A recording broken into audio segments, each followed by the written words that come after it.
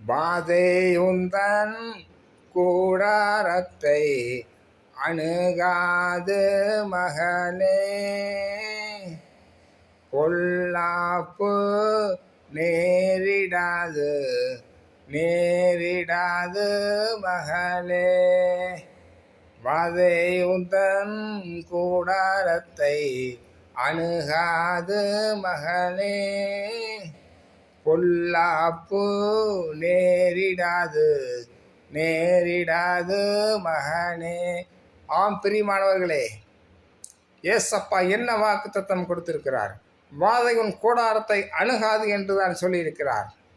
நன்றாக கவனித்துக் கொள்ளுங்கள். வாதை என்பது சாபத்தீடான வியாதிகள். அது இஸ்ரவேல் ஜனங்களை தொற்றாது. அவர் ஏசப்பா வாக்கு கொடுத்திருக்கிறார். நம் ஆவிக்குரிய இஸ்ரவேலர்கள் தொடக்கூடாது. பெரியமானவர்களே, ஏசப்பாவிடத்திலிருந்து வல்லமை புறப்பட்டு போனது.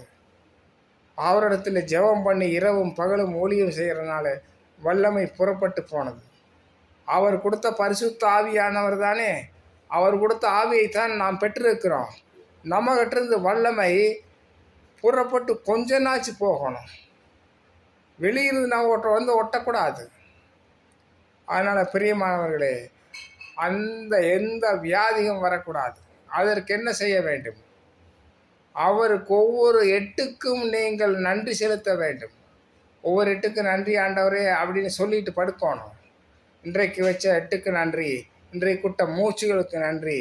அப்படியாக இருக்கும் பொழுது கர்த்தருடைய பாதுகாப்பு உங்களை வளையமாக மாற்றிக்கொள்ளும். பிரியமானவர்களே, ஏசப்பாவின் நாமத்தில் உங்களை ஆசீர்வதிக்கிறேன். God bless you. ஆமென்.